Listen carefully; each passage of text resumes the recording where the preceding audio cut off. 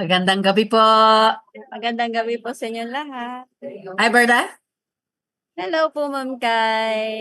Masaya tayo Nasaan ngayong gabi. Meron tayong mga kasama sa ating Senior City episode ngayon. At ang Senior City episode natin ay Yes po. So ngayon po ay we are celebrating the World Health Day.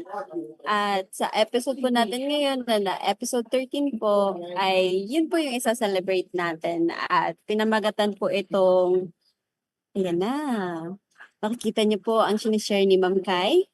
Ayan. So, ang episode po natin ngayon is Healthy Beginnings, Hopeful Futures, kung saan po i-feature po natin yung naging activity po ng ating isa sa mga chapters po ng PRM, kung saan yung result chapter po na pinamumunuan po ni Mr. Joel Espinali. Mamaya po ipapakila namin sila, tsaka yun po yung kasama namin na si Dr. Nicole. Ayun. yan. So ang atin pong episode ngayong gabi ay episode 12 para sa taong 2025. Inihahandog po ang kwentuhan natin ngayong gabi ng SISO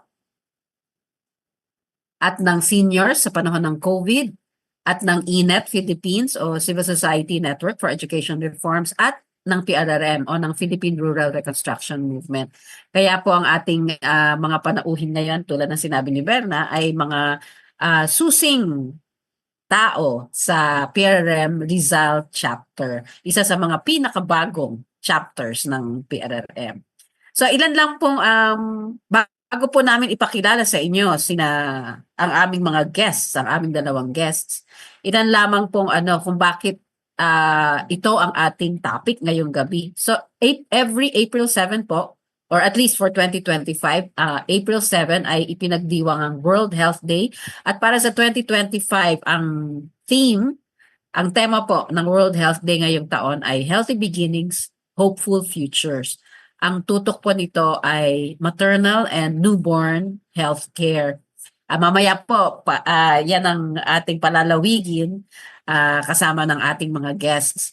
So ilan lamang pong mga datos o impormasyon tungkol sa World Health Day na kinakampanya po at pinamumunuan ng World Health Organization or WHO. So maternal and newborn health po, kailangan nating mas maging aware, mas maging conscious sa pagpapromote, pagpapalaganap ng kaalaman at mga pag-i-improve ng maternal and newborn healthcare. Andito po rin yung iba na kailangang maging aware din tayo na ang investments, public and private investments, ay i-prioritize din at mapunta sa health of women and babies. So ito din sa larangan naman po ng ating bansa sa Pilipinas. Alam naman po natin na meron tayong sinusunod na Sustainable Development Goals. At sa huli pong ulat ng NEDA o ng National Economic and Development Authority noong 2024. So pumasok po itong mga results na ito nito lamang Pebrero 2025. Ang SDG 3 po natin ay Good Health and Well-being. At ang Target 3.1 and Target 3.2 ay patungkol po sa tema ng World Health Day ngayon. So reduction of maternal mortality ratio, yan po yung 3.1. At yung 3.2 po ay neonatal and child mortality. Kung makikita nyo po, ayon po sa ulat ng NEDA, yung dilaw ay umusad naman tayo ng konti, pero hindi natin nakamit yung target para sa 2024. Yun namang pong pula, yan po ay umatras pa o kumbaga ay bumaba pa ang ating indicators, ang ating progress, ang resulta ng mga ginagawa ng gobyerno at ng mga private sector at even mga CSOs. So ito po yung sa ating SDG results para sa taong 2024. Ngayon po, mas magiging local pa po tayo. From a national perspective, from a world perspective, and then a national perspective, maglo-local perspective po tayo. Kaya po, pakilala muna natin, Verna, bago tayo magpalabas ng short 6-minute reel. ang amin pong guests. Sige nga, Berts, can you introduce them? You have your kodigo. Yeah. Dahil nabanggit nga po ni Ma'am Kai kanina na isa sa mga pinakabagong chapter po ang PRM Rizal. Kaya aamin na po ako na unti pa lang po ang aking mga kaalaman sa mga miyembro at pati din po sa mga namumuno po ng PRM Rizal. Kaya po sabi ni Ma'am Kai, may kodigo ako. At totoo po yun. Ayan po. Una-una po sa ating balota. Si Sir Joel Espinali po, ang ating current president po ng PRM Rizal chapter. At he champions po sustainable rural development and grassroots empowerment. At sa karanasan niya po, madaming karanasan niya po sa community organizing and leadership experience, pinagpapatuloy niya po yung mga inisyatiba niya po na makipagtrabaho kasama ang local stakeholders para po ma-promote ang inclusive participatory progress sa Rizal. And then, Ma'am Kai, yung pangalawa naman po nating bisita. Pabati muna natin si Yes po. Joel. Bati kayong saglit, Sir Joel. Magandang gabi po. Isang karangalan na makasama kayo ngayong gabi. Ay, karangalan dito sa Senior City. Yes po, karangalan din po namin yan. At Yes po. magkukwentuhan po tayo mamaya kay Sir Joel. At ang sunod po nating mahalagang panauhin, sabi nga ni Sir Joel ay health yun dapat siya ang nandito. Si Dr. Nicole Lourdes de la Cruz, siya po ang pinuno, Head of Family Medicine sa Amang Rodriguez Medical Center dito po sa May Marikina City. Si Dr. Nicole ay ayon sa aming pagsasaliksik is a dedicated physician and public health advocate serving in the Amang Rodriguez Medical Center as head of the Family Medicine Department. She has this deep commitment to holistic and community-centered healthcare, bagay na bagay po sa PRRM. And she leads initiatives aimed at improving primary care, healthcare services and health outcomes for families in the region. At ngayon din lang pong gabi, napag-alaman namin na isa rin pong mahalagang miyembro, baka po official pa kayo, mamaya kakwento ni Doc Nicole, ng Philippine Coast Guard Auxiliary, si Dr. Nicole. At saktong-sakto po ang ating mga advokasya para sa Blue Economy. Pero hindi pa Blue Economy ang topic natin ngayon. Ang topic natin ay health at tutok sa maternal and neonatal health care. So, palabas ko po muna ang ating maikling reel. Ito bumati. Sige po, Doc Nicole. Good evening po sa lahat ng nakatutok ngayon sa ating gabi ng podcast, no? Napakaganda mo nito pong parang napaka-modern, no? Kasi we are using technology na, sabi nga po natin, ang lahat ng bagay po para maging sustainable po ang ating mga advocacies and programs, kailangan po sasabay tayo sa agos ng panahon. At yun nga po, no? So sumasabay po tayo, so nakakatuwa po kasi I'm sure we will reach more people sa ating pong ginagawa ngayon na activity, and we will be able to listen to this again over and over. This very nice conversation tonight. And then nga po, malaki pong privilege po na maging member po ng PRRM Rizal chapter po. Through of course our president, si Sir Joel Espinali. Uy, thank you, Doc. Thank you. Mamaya, marami pa tayong maririnig kay Doc. So ito po, very quickly, yung 6-minute video also edited and produced by PRRM Rizal chapter.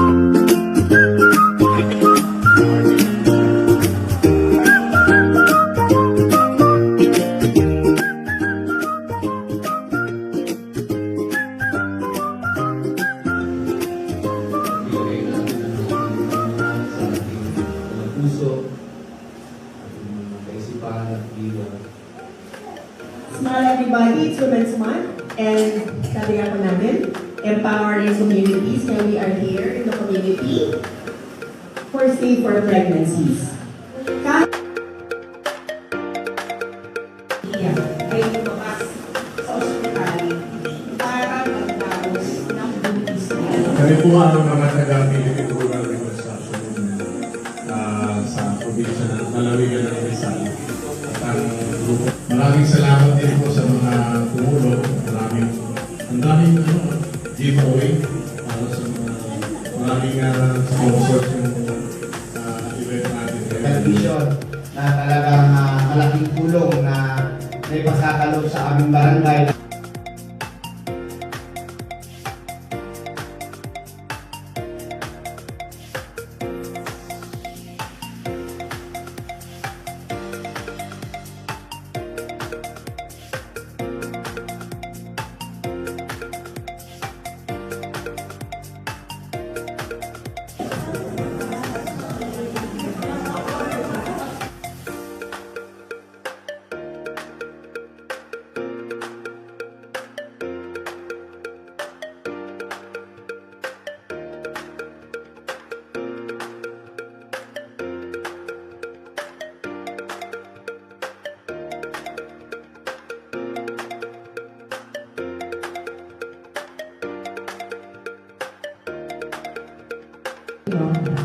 Ayan.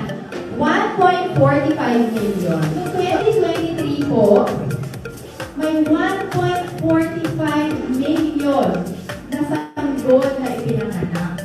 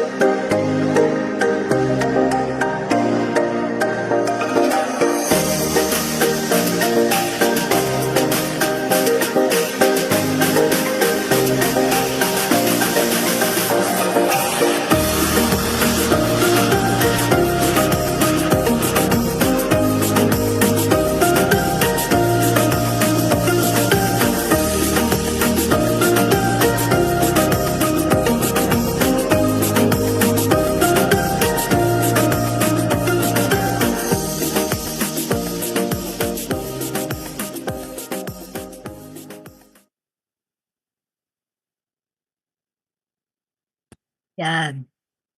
Ang ganda po, ang ganda. Parang ang dami dun sa 6 minutes na naganap. Ang daming ganap. Baka pwede pong kwento. Kayo na po ang bumangka. At saan po nanggaling itong Buntis Day, idea for Buntis Day?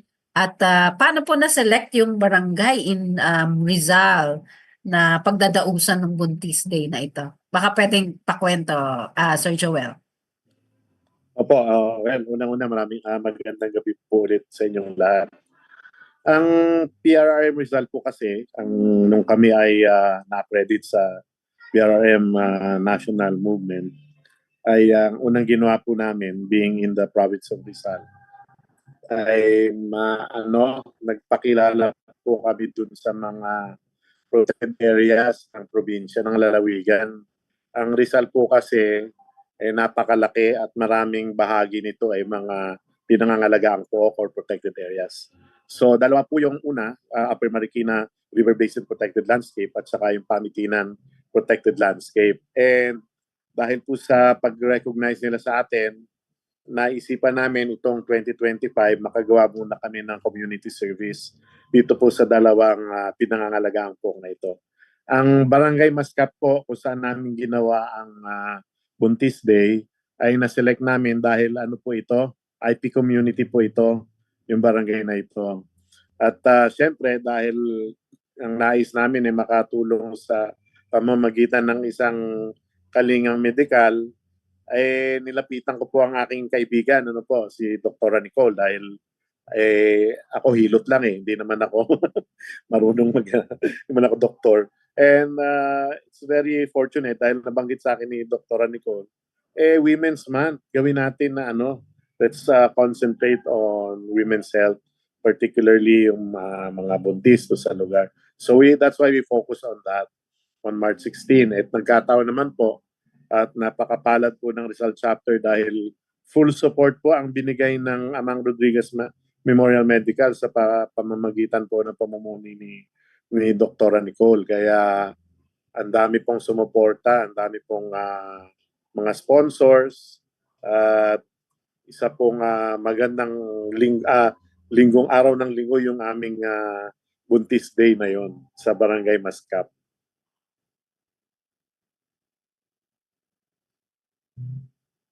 Ma'am, naka-mute ka. Sa akin naman po, bali ang nagkasabay lang din kami ni Sir Joel kasi nga parang sa amin, one of the goals po kasi of Family Med, no, to make sure po that programs by the DOH, no, is at least shared sa lahat ng tao, maging madali sa mga tao ang pagkuha ng kanilang serbisyong primary care nga po, di ba? In line with the universal healthcare natin, ang sabi natin, we have to bring health, no, to the grassroots level. You have to bring health to them, make it not, hindi dapat mahirap, no, maging masaya at healthy ang isang tao. Kaya, ganun po ang talagang atin pong ginagawa ever since po, no, magpupush tayo, kung hindi ka pwedeng ma-confine sa ospital kasi kapag andyan ka lang, hanggang dun ka lang. So we encourage, no, lahat sana ay lalabas sa apat na dingding ng ospital kasi andun po yung talagang paraan kung saan mo pwede lagyan ng meaning ang ginagawa mo bilang isang doktor o kaya nurse o kaya man ko kung hindi man po health practitioner, at least po yung talaga pong volunteer na gusto lang niya may ginagawa siyang iba. Kasi sa totoo nga po, sabi ko kay Sir Joel, ang mga panahon na yan po ay laging weekend yan po, no? May trabaho ka na lang during the week. Tapos weekend, gigising ka pa na maaga. Syempre, may mga planning pa po yan, mga late night planning, ganyan po. Pero kasi po, ano po kasi, madali po kasing katrabaho si Sir Joel. Kasi nga po, maganda po yung ng team taga ng PRM Rizal. Medyo may mga experts po talaga sila. So, hindi ho mahirap mag-plan sa logistics. Sa yung trabaho ko, madali lang po. Ang ginawa ko lang po ay iplano lang po yung part ng health talaga po, no? Tawagin yung mga OB. Nakakatawa din po kasi ang Amang Rodriguez Memorial Medical Center ng mga OB dahil masaya sila kasi every March 10 talaga we celebrate Women's Day. Tapos ito nga po, no, ang Buntis Day has been a project nila ever since sa Amang. Pero nagkasabay po na this year kasi nga po yung theme, 'di ba, empowering communities, no? through Safer Pregnancies, yun ang team natin nung Buntis Day, Yeah. sumabay po sa advokasya ng PRRM Oh, sa yes. lalabas. Kaya po tagpo po kami at naging madali po sa akin na tawagin ng mga OB. Ang Sir Joe, naalala ko parang halos siguro po hindi 23 po ata yung OB natin that day. Yeah, oo. Opo, Madaming 23, doktor. opo, madaming doktor po. And then, meron din po mga doktor galing sa Coast Guard. Tapos, we made sure po na yung mga services na kailangan na, po ba? SDG number 3 po ba ang maternal and child health? Yes po. Ay, tama ang aking Sumamba pa, okay. Nanguhula po ako kasi ang talaga pong alam kong programa ay HIV. Oh. Talaga po ang talagang alam na alam. Kaya lang po ito po, nanguhula po ako kasi from tama. 1 point. Okay, buti na lang. May 1 point ka, Doc. Okay. Yun nga po. Kasi sabi ko nga din, kaya sabi ko, kailangan ilabas. So, yung lahat po ng mga services ng OB na available po sa Amang, ay nilabas nila. Maliban doon sa expertise po ng mga doktor natin po, no? Nandyan po yung mga OB na general OB. Nandyan po yung mga infectious, no? The infectious OB arrive, yung reproductive OB arrive, ultrasound, ultrasound na suspect, dumating din po. Yung nagki-care po for the critically ill mothers. So, ganyan po. So, everybody went po from that department and yun nga po, naging maganda po yung programa. So, ginala namin sa labas yung lahat po ng ginagawa sa Amang. So, andyan po. Meron kasi kaming, kahit po yung HIV screening, a very important part of maternal screening po. Di ba po? Yes. Opo.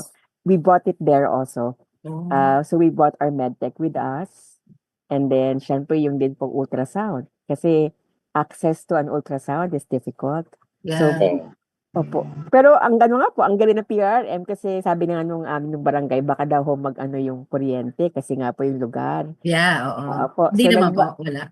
nagdala naman po si Sir Joel ng ng generator. Generator. So, wala pong problema. Kaya May talaga, power plant kami.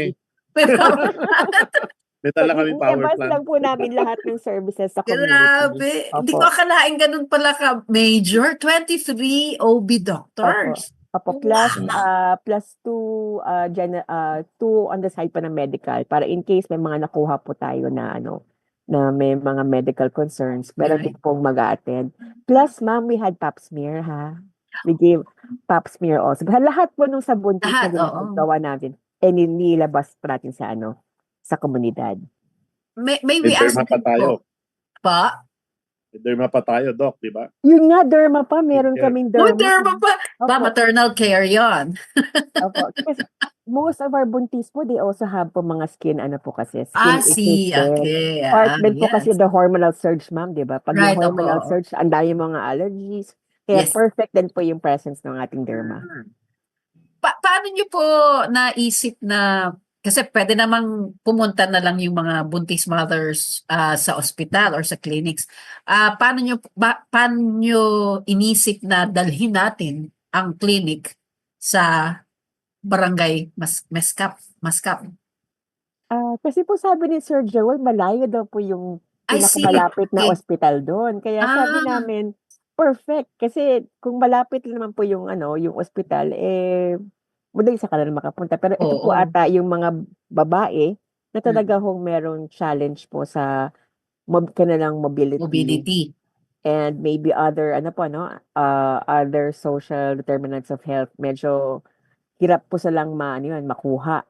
Kasi nga medyo malayo sila, mahirap puntahan. In fact po, buti po kasi meron kasi din pong way ang PRRM para masundo sila eh. So, buti na lang po kasi pag hindi sila nasundo, mahirapan din sila makapunta. Yeah. Kaya yun din po, binigay din po ng PRRM yung serbisyo po na Right. a chance for them na kunin sila Mhm. para magpatingin po dun sa site. So, Wow. nung araw na yon, Ma'am Kay, nangunguha kami ng mga buntis. Parang Nag-isip kami sa hindi naman Mascap. kayo tiktik, Sir Joel, ha? Kasi yung mga iba, tatawid pa ng ilog yun. Opo. Malalayo yung mga sityo nila. Oo, ganun talaga pag sa rural, rural areas po. Maswerte nga po na may ganitong serbisyo pang dumating sa kanila. Burns, you have your you have your questions din para maano natin ng kwentuhan nila Doc and Sir Joel. Oh, yes po. Pero grabe pala yung Oh, bayanihan na oo, nangyari. ako din, di ko akalain ganun. Full four. Opo. Totoo po talaga sa kwento pa lang po na nabanggit po ni Sir Joel at ni Doc Nicole, yung binanggit po ni Doc Nicole na hindi dapat mahirap na maging masaya at malusog. Kaya dinala nila yung clinic sa mga tao Tsaka ano at po kasi mga 'di ba pick 'pag up. pag buntis ka kasi po ano ba ito na po side po ng FAMED na po 'no, ang mga buntis talaga po madami po silang concerns. Ah, kahit ito po ang kanilang first pregnancy or hindi first pregnancy, madami ho talagang iniisip ang isang babae. Ang isang babae po 'no talagang, of course 'no, 'pag sa usapan po ng, ah, pregnancy and maternal health natin and child health. Hindi lang po yung health niya ang issue niya, eh. Kapag babae po, andiyan po yung issue ng pamilya niya, asawa niya, anak niya, pag-aaral ng anak niya, yung mga iniisip niya. So, Gawain sa bahay. lahat po galing sa bahay, next na kanilang kakainin sa araw na yon. Bukas kaya paano yung panahon, no? Lahat po nun iniis ng isang nanay. Nanay o kapatid na Nabuntis. babae o kaya po babae mismo po. Kaya parang as part of women's health po, we do want to tell the world that ang all the babae pinag-uusapan natin po, involved talaga po ang lahat ng tao, pati po ang mga lalaki. Kaya on that day po, buti lang po may mga may men kami doon, no? May men, boys and male people there present. Kasi nga, health kasi is a universal thing. And then, although hindi male ang ating parang star that day, ang support pa ng isang lalaki ay kailangan din Iba. po sa kalusugan na in general ng mga babae. So doon po parang makita natin po na ang dynamics po kailangan ini-encourage natin sila na mag-usap. Kasi po yung ding alam ko po on that day, meron din po kasi kaming chance. Nandun po kasi sir, ano pangalan po nung nag-offer po ng prayer nung time na yun? Si Prof yun, si Prof Katz. Opo. Kasi Santa nabanggit Rosa. niya po na yung nga daw, yung issues ng pamilya na mag-asawa ay kailangan po kasama sa pagbubuntis o sa planning ng pagbubuntis at pagpapalaki ng isang pamilya. Kaya sabi niya sa akin, parang buti na lang daw may mga lalaki din doon.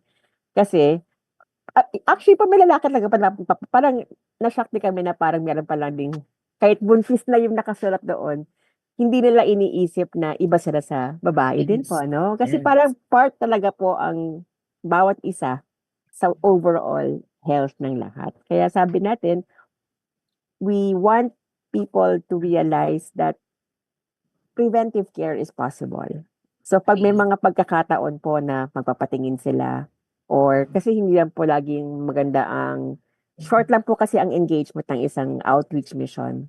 So, Correct. gusto natin ibigay sa kanila yung kaalaman that day na ito, start lang ito. Pero yung next na check-up mo ay dapat mong i-sustain yan. Kasi ang pagbubuntis mo ay hindi naman today lang. May several buwan pa yan, no? Yes. So, kailangan, on that day, alam ko po yung mga OB were also talking about yung bang, napapacheck up ka ba? Lahat ba nung nagawa mo na? Itong ultrasound, oo, makikita mo yung kanyang anong kanyang kasarian, di ba? Pero, hindi lang yun ang pagbubuntis eh. Kailangan handa din siya bilang isang nanay. So, yun po yung mga pinag-uusapan ng mga OB habang sila ay nag-check up. Kasi po, closed door po yun eh. Kasi po, di ba, minsan, may mga bagay na yun lang pong doktor tsaka yung pasyente nag-uusap. Confidential. So, kasi po, yung that engagement hopes to just jumpstart the whole appreciation po that they need to be the ones to take charge of their own pregnancy. Hindi nila pwede itong iasa na sa iba. So, kailangan alam nila na kailangan may check-up sila monthly. Ito yung mga kailangan mo laboratory, o ano mga kinakain mong tama, ano mga vitamins mo. Kaya may mga kasama po kaming partners na nagbigay po ng mga mga supplement po, no? para maging mas healthy pregnancy. Pero still po, no, natural is better. Kasi in Rizal po, they do have no green leafy vegetables doon. They have sources for, mga tama pong pagkain. So, kailangan talaga nandun lang sa kanilang resources yung kanilang makita. Kasi kapag aasa lang po sa iba, mahirap din po yun. Because when in fact, nandun lang po sa kanilang bakuran, may paraan sila na masustain. I think yun ang align kay Sir Joel kasi yun ang gusto niyang i-push eh. Yung self-sustainability of a core. And the core is the family. Kasi Parang, hindi mo, di ba po? Mahirap po kasi pag at ang family po ay hindi lang po kailangan kadugo. Ang family po ay pwede hong mga taong nagsama-sama because they trust each other, they hang on to each care other, for each other, yeah. and they are there for each other. So yun po, no? So yung that core, whether it's bloodline family or just trust built family, it's still a family. And that's where everything should start. Oo. Doc, sundan ko yung sinabi mong, yung mahalagang sinabi mo na kahit ang buntis day, ang pagbubuntis ay talagang babae ang nagdadala, pero yung mas comprehensive na healthcare at responsibilidad ay hindi lang kanya. Ito ay isang shared responsibility, kaya meron ding hindi lang silang mag-asawa or silang mag-partner or silang magkasama sa bahay, kundi the community is also responsible. Kaya kahit gaano kalayo si Doc, galing ng Marikina, ay pumunta ng Mascap. Ano pong bayan yung Mascap? Ano pong barangay ng Rizal? Ano po yun? Barangay ng It is town ng Montalban. Nung Ang barangay Montalban, I see. Pag sinabi niya, Sir Joel, na malayo, ano yung layo na yun? Tapos sinabi niyo yung isang katutubong komunidad pa yan, indigenous Oo. community. Ilang oras ba yung biyahe na? Medyo remote kasi yung barangay na yun. Malayo-layo. May daan naman, but I think more than 2 hours from Antipolo when we went there. Malayo nga. Pero paano Oo. po yun then, Dr. Joel, yung after the buntis day, while na stress, na emphasize na kailangan sundan ito, hindi lang ngayong araw ang buntis day o ang natal care, ang maternal care. Paano po yung monitoring na yung susunod na mga araw, susunod na mga buwan? Saan po sila pwede, ano yung naipayo natin sa kanila na saan sila pwedeng tumuloy at para ma-monitor yung kanilang pagbubuntis? Health center po, ganun. Opo, ang nasabi ko lang po kasi pare po pagka you're in the community, ang talagang kailangan mo, kahit very short ang inyong engagement, kailangan mo munang malaman ano ba yung kanilang problems. Ano ba yung kanilang issues na meron sila. So even po yung time was short, we Right. have identified po talaga na ang kanilang issue po is they're really far from the city. Tapos po, although they have all the resources, they will need help in identifying them because siguro sa kanila, nandyan lang kasi yon. So parang yun po yung siguro yung gusto mangyari ng PRRM na makita po nila yung kanilang sariling sustainability. So with Yes. regards to yung nga po the short engagement, identified po na malayo sila. In fact, may mga buntis po doon na lampas na hindi pa po nakakapagpa-check up palagi, no? Hindi regular monthly. Right. Because the nearest health center is also Oo. far. Correct. Ang pagkakaalam ko, kung magsasakay sila ng kanilang ng barangay vehicle daw, halos 1 hour din ang kanilang kailangan ibiyahe. And that's rough roads. Yung iba po, yun nga po, merong ilog. So, imbis na magtawid ng ilog sila, baka may iba silang gagawin sa bahay, no? Ganun po, no? So, how did we, ang amin talaga sinabi sa kanila, ang pagbubuntis po ay hindi simpleng bagay. Kaya dapat talaga hinahanapan ng paraan kasi hindi pwede na puntahan palagi sila. So, ang is dapat gagawa talaga ng paraan na makaabot sa pinakamalapit na health center siguro po or health facility.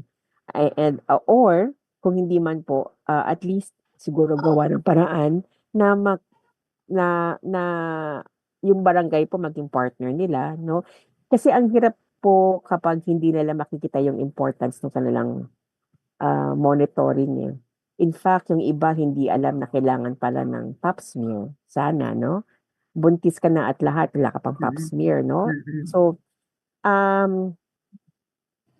for monitoring po, we did tell them kung anong araw sila pwedeng pumunta sa amang. We left them, we have, hindi kami nag-promise, no? Kasi po ang amang po, daming pasyente. Pero we did say na, kasi they were given mga ano po, referral notes Yeah. that they were seen in the community. And that they will be also seen in amang if they go to amang. May Oh, mga, opo, kasi po yung mga pap smear nila po, kailangan nila makuha yung mga results. results. Opo, yung mga ultrasound po, kailangan nila ulit yung i-follow through. So, ang naging, ano lang po namin doon ay ibukas ang pintuan ng amang sa kanila. Yeah. No? Because we know their names, we know they have the referral letter. So, at least kapag the OB will see that, na galing sa MASCAP, meron man date po yun. Although hindi nila po nakita ng palagi, they would find time Yeah. to follow through. Tapos, kapag kasi po sabi nila sa kanila, kapag naka-first step ka, first base ka sa amang, yung pagpapanganak mo din naman ay open na rin sa kanila, yung facility and everything, all the experts there. Okay. Pero ang kanilang sagot sa amin, malayo. Mm-mm. At meron pa rin po tayong issue ng mga nagpapanganak sa bahay. Yeah. Oo. Yun po yung nagko-cause po ng maternal mortality. Oo. And yun po yung siguro po ang pwede pang i-enhance in the next next activities, yung bang kapag ano yung mga planning, ano yung dapat na hindi ginagawa, ano yung mga pwedeng mangyari kapag nanganak sa bahay. Hindi naman para manakot, pero para Oo. lang maintindihan nila Maging na handa. maging handa sila at hindi nila isipin na ano lang to pang-apat na pagbuntis na to Kaya na. kaya na to. Hindi, Oo. kasi yun nga, habang nag-a-advance yung age ng babae, mas nagiging risky po ang kanyang pregnancy. Yes. Tapos hindi kung may diabetes sila, may mga silang high blood, no? Kasi hindi naman na pa na-feel po yun. They're all hard, they're all people who work hard every day. So talagang Yes. batak yan po, no? So ang kaunting sakit ng ulo, katawan, hindi nila iindahin yan. Walang ano. Oh, wala. Sa atin, pagka nahihilo na, check BP na tayo, ganyan, di ba? Ay, mataas na. Sa kanila, ay, hindi, ano lang to, init lang yan. Ganyan. So parang hindi na bibigyan ng pansin Opo, agad. opo. Kaya ganun po. Kaya I think po part din po ng PRM na kanila pong Yes. goal yung at least to sustain. Marami yung kasing planos na Sir Joel, kaya na-inspire po akong kasama sila. Kasi nga Sir Joel, share mo din po yung yung sa mga bata kasi ang child health po also involves Oh, yes. education. Oo nga. Kailan baka Oo nga. ma-preempt Kasi lang may po. mga bata din po doon sa Opo. Buntis Day, no? Madami po plan, Sir Joel. Sir Joel, ko naman po mag-share ng mga plano mo for the children. Ang ganda po ng kanang plano po. Yeah. Well, actually, Result Chapter is very fortunate to have, this network of friends who are helping us. And it was a good opportunity to start with health, family health. Kasi importante na makita ng mga kababayan natin na makikita nila tayo as someone who is nagmamalasakit sa kanila. May plano po kasi kami dito sa pagpili namin ng mga lugar na pinupuntahan namin. Nagkaroon kami po ng pangalawang medical mission no? April 5. Okay. Pagkatapos ito sa ibang lugar. And kasama na rin po doon yung pag-assess namin doon sa area kasi we wanted to partner with other groups so that we can assist in early learning sa mga bata doon po sa mga areas na makikita namin na baka pwedeng makapartner namin and we can work with them. So, maganda po yung program sa early learning namin kasi 4-5 years old, magaling na mag-multiplication table. Wow. Ay, at saka din po, hindi, pwede po tayong dyan, Sir Joel, mag-develop tayo ng, programa o proyekto around it. Kasi din po, Doc, hindi nga lang neonatal, pero may studies po, di ba? At matagal ko nang narinig ito, maraming taon na yung mga batang 5 and below ay under or malnourished or undernourished. Oh, yeah. May stunting. At yan ay parang 30%. Baga 3 sa 10 bata ay nasa edad na yon ay stunted or malnourished. So maganda pong isa yan sa mga nakikita din nating susi na pasukan or mag-intervene para dahil dito magkakaroon ng sana ay impact na malaki?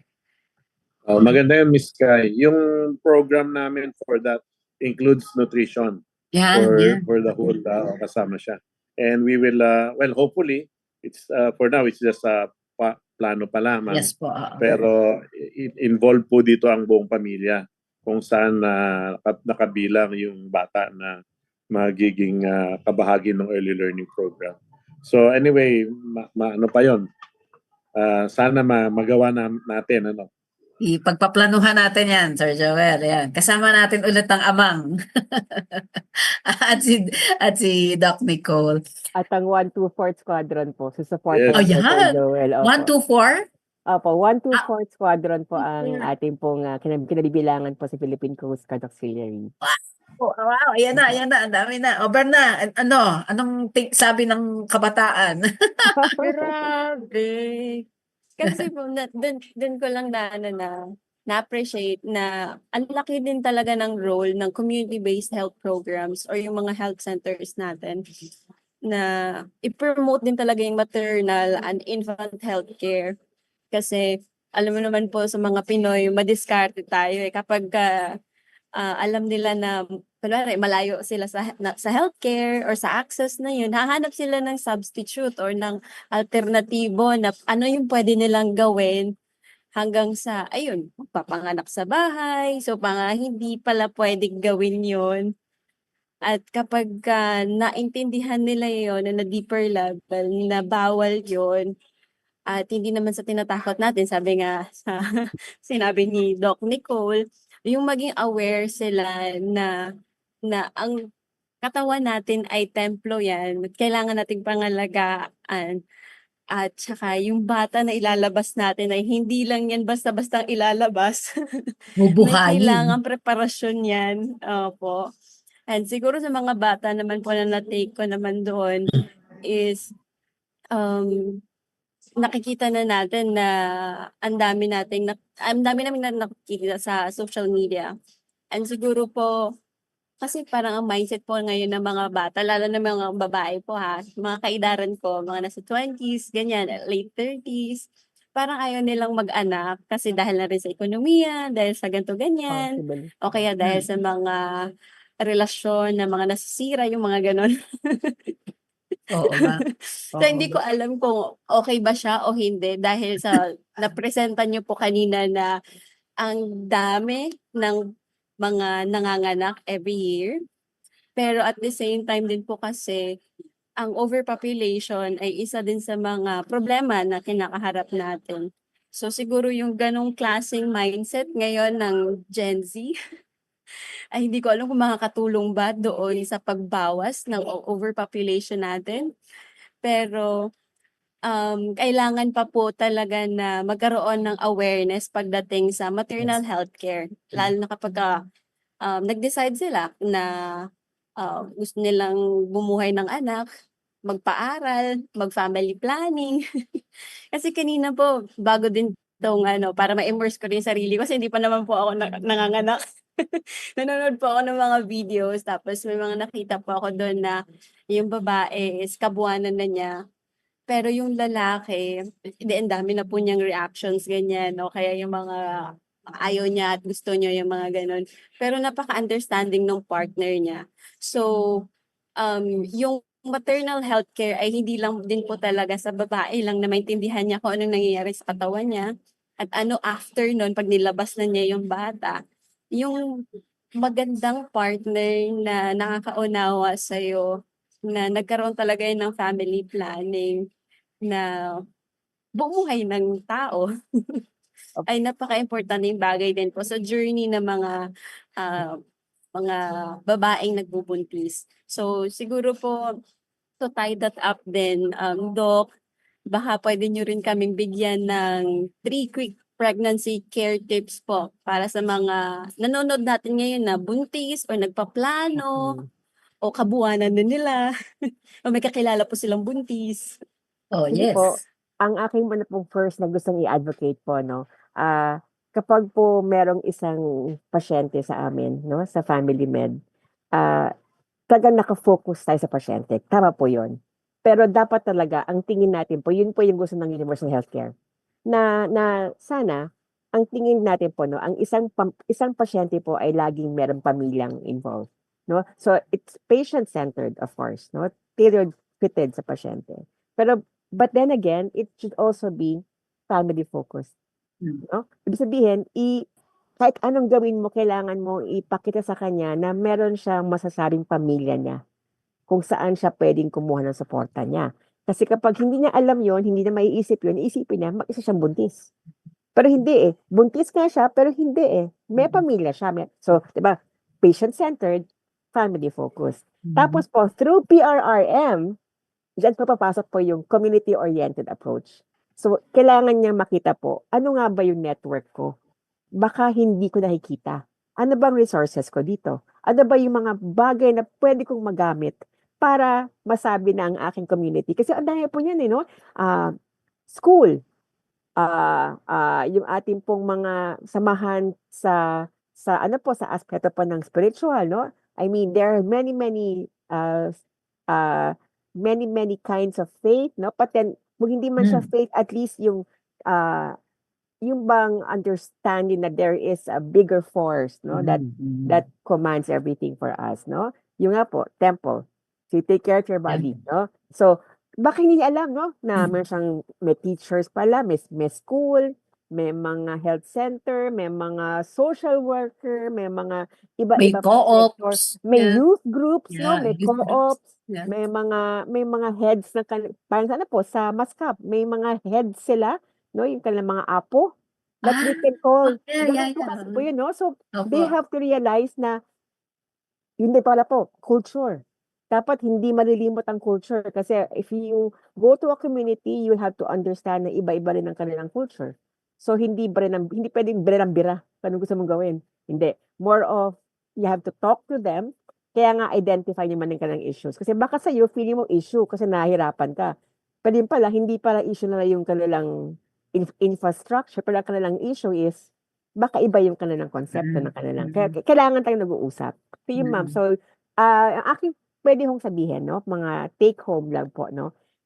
Unang-una po, kung kayo po ay buntis, kailangan ho ay alam niyo po na ang pagbubuntis po ay isang gift.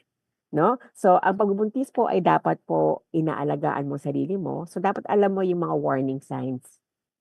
Unang-una, kung hindi mo naman talaga magagawa na magpa-check up, sobrang hirap, no? At least, no, find time na makita mo yung mga 10 warning signs pabuntis ka. Okay. Ano yun? Pag ikaw naglagnat, hindi okay yan. Pag umihi ka ng may kulay, hindi okay po yun. Pag naglabas ka ng discharge, no? Ano man kulay yung discharge, hindi po okay yan. Pag sumakit ang tiyan mo, no? Yeah. Hindi okay po yan. Isa pa, pag kinakapos sa hininga, bakit, no?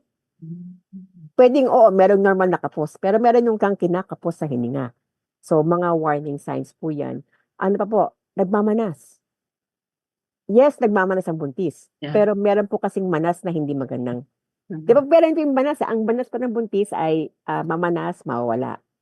Mamanas, mawawala. Pero meron yung manas na umabot na hanggang ang taas na, no? Manas, buong binti niya manas. Baka hindi na okay din po yun. No? And then next po, blurring of vision, naglalabo ang mata. Bakit nangyayari yan, no? Baka mataas ang iyong blood pressure or ang iyong blood sugar. O kaya baka meron kang ibang issues na nangyayari, hindi mo alam, no? Baka heat stroke.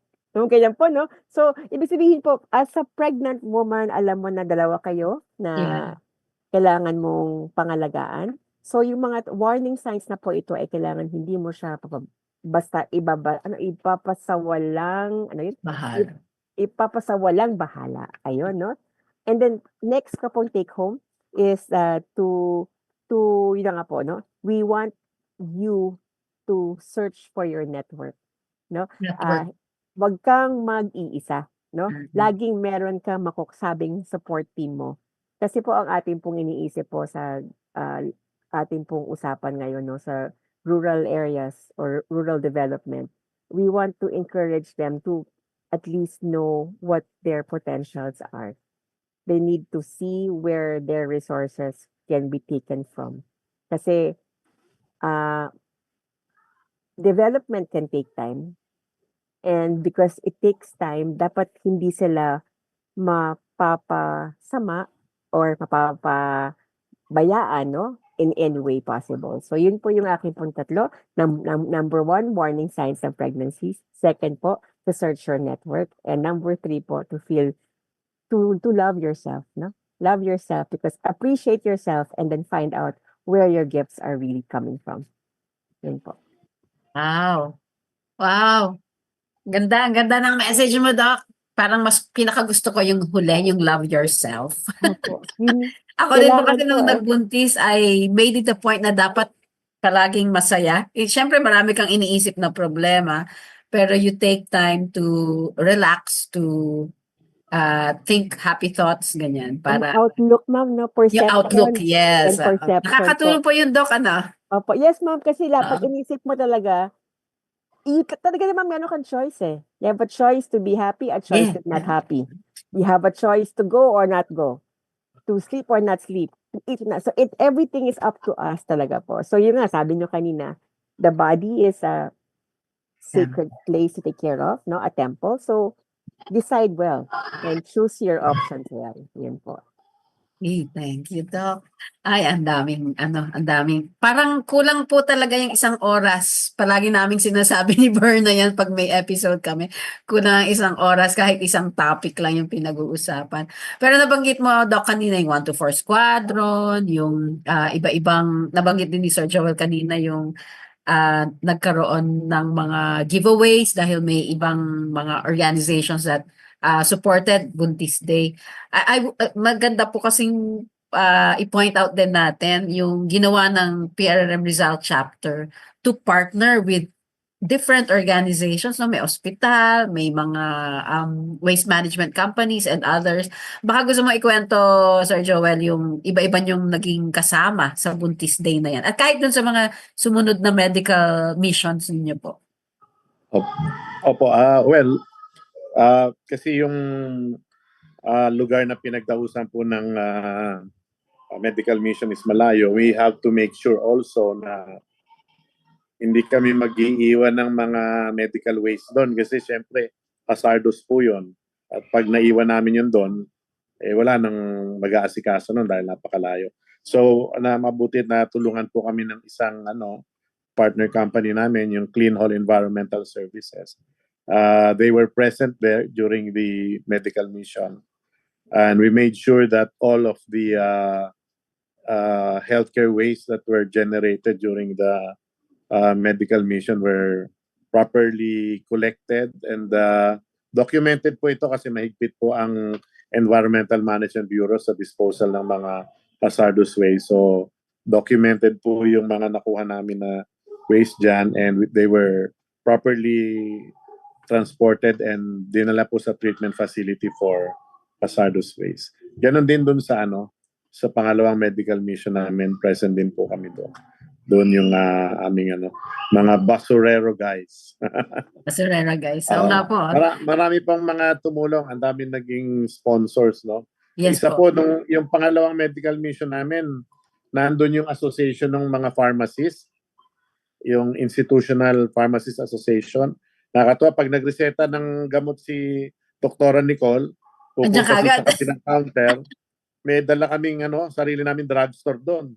Oh. Sabi nga nung kapitana namin na kaibigan doon, sabi niya, alam mo Sir Joel, kung minsan ayoko na magpa-medical mission kasi pag yung mga iba nagme-medical mission, pag reseta ng doktor, sa akin pumupunta yung mga tao para pabili ng gamot. Mabuti yung medical mission nyo, libre lahat ng gamot.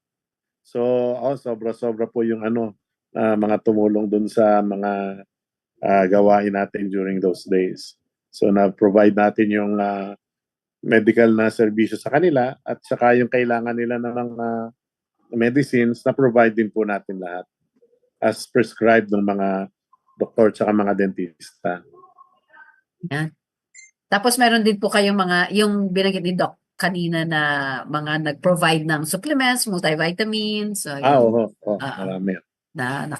Yung isang squadron na grupo ni Dr. Nicole sa PCGA, yung 126, nandun din po sila. Oh. Hindi lang gamot ang dala nila. May libreng gupit pa. May dala silang mga barbero. Talaga. Oo, Nakakali. May Parang mga community nagluto ng day. sopas. Oo. Yung mga nagluto ng sopas. So, it's a festive, Opo, it's a very opo. festive atmosphere. No, para hindi naman pupunta sila ron, pakaramdam nila, may sakit sila lahat. Opo, yan. Oo. Parang namimiesta lang. May nag-face painting pa nga doon, di ba? Fiesta kompleto. yata yun, Sir Joel, Kompleto. Naging community fiesta. So parang sinabi ni Doc kanina, although patient-centered, family-focused, pero community-based or community managed, ganyan. Magandang i-balance yung tatlong concepts na yun. Sige, Doc, meron po kayong Community-oriented. Ayun. community-oriented. Opo, Yan, opo. community-oriented. Dahil yun nga mahalaga yung sinabi ni Doc kanina na bagamat may pangangailangan talaga for external support like doctors or medicines, ganyan. Meron naman talagang resources sa loob ng komunidad.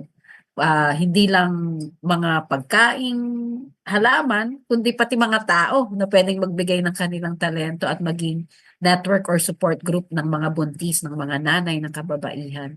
At yun ay resources na nasa loob ng komunidad. Kaya community-oriented and community-based. Yung Pierre Rizal chapter, dagdag ko na rin po, Sir Joel, no? Hindi lang itong Buntis Day, kundi meron pang dalawa yata no, na medical missions at meron pang ibang mga planong programa at proyekto ang chapter na related to or centered on healthcare for women, for children, at saka yung sinabi nyo nga na early learning for children. Hanggat marami tayong mga kaibigan na tumutulong sa atin, magagawa yan. Kasi hindi naman namin kakayanin mag-isa yan. So, nandun yung is Manila Eagles Club during that time. Ganun po Kasi ba? ang bibigat ng tent So sila taga-buhat para may mga shade kami doon. May muscle power pala kayo. Yung Coast Guard nandun din. Maraming Masaya sa medical mission namin. Nakakatuwa. At yung medical mission na hindi lamang nagbibigay, kumbaga ayuda, kundi nagre-raise ng consciousness, nagre-raise ng awareness, nagpo-promote ng community spirit. Yan yung mga medical mission dapat na natin ginagawa natin. Tia Berts? Baka bihingan natin sila Doc and Sir Joel ng mga huli niyong messages before we wrap up this episode of Seniors in Kwentuhan. Sige po, Doc, baka kayo. Tapos si Sir Joel. Thank you very much po for this opportunity po. Yung pong pagkakataon po to be able. Kasi po diba, syempre, we are limited by where we are. Pero ito pong inyong podcast is something na pwede mong balik-balikan. Yes. Tapos maraming makapanood, no? So ganda po ng inyong ginagawa. So congratulations po. So I am very honored po na in-invite po ninyo kami ni Sir Joel. Pero mas honored po ako na ako po ay kaibigan ni Sir Joel. Kasi po yung, rin po kasi diba po, to be able to see your talents, you need to really, kasi din, parang, po kasi, I think that people are there to let you appreciate your gifts. Hindi naman po lalabas yung ideas mo kung hindi rin po natitrigger ng mga tao sa paligid mo. So, para sa akin po, kailangan nakabit-kabit talaga tayo. So, for us to survive, kasi po life is really fun, but life is challenging. But even so, no, life is still beautiful because people are around you. And ang gusto ko pong sabihin, we always have a choice. And if we choose to be happy, then we will be happy. So, ang aking po pinaka-favorite message po lagi, if you need to choose between being kind and being right, choose to be kind and you will always be right. Yun ang pinaka-favorite ko po na lagi forever kong ginagamit na kasi it's the way I think life should be lived. Thank you po. Oy, thank you, Doc Nicole, for that message. Ang dami. Sir Joel? Well, we are very happy and fortunate to be part of the PRRM family. ang Rizal chapter po ay magsusumika para maging isang productive na kabahagi po ng movement at makapaglingkod po sa abot ng aming makakaya. So sana po ay pagpalain ng Panginoon ang lahat ng ginagawa natin para marami pa tayong maabot. And thank you for this opportunity to be with you tonight. Maraming salamat po. Kami din po, maraming pasasalamat, di ba, Burns? Yes po, maraming salamat din po, Sir Joel, kay Doc Nicole. Sabi nga ni Ma'am Kay, kulang na kulang po yung isang oras. Pero sana po may susunod tayo. Tapos more of like ano naman po yung mga success stories o yung mga pagbabago na na-witness niyo po mismo sa komunidad.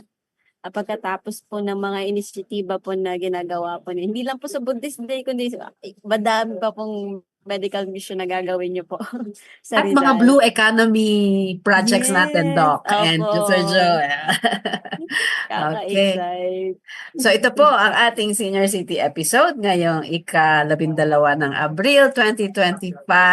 Abangan po ninyo yung aming episode next week. Maraming salamat po ulit sa ating guests, si Sir Joel Espinelli at si Doc Nicole Lourdes de la Cruz ng PRM Rizal Chapter. Thank you po. Maraming salamat. Salamat po. Good Pahabol night lang po. po ng mabilis. Opo. Dahil Good next week night. po ay Holy Week. Ay, Wala oo. po tayong live, pero meron Oo. po tayong replay. Pero sa Yeah. susunod po natin na episode, ay isa-celebrate naman po natin ang Earth Day. Yan. Salamat po. Tama ulit dyan si Doc Nicole. Greening the blue economy. Thank you po. Salamat.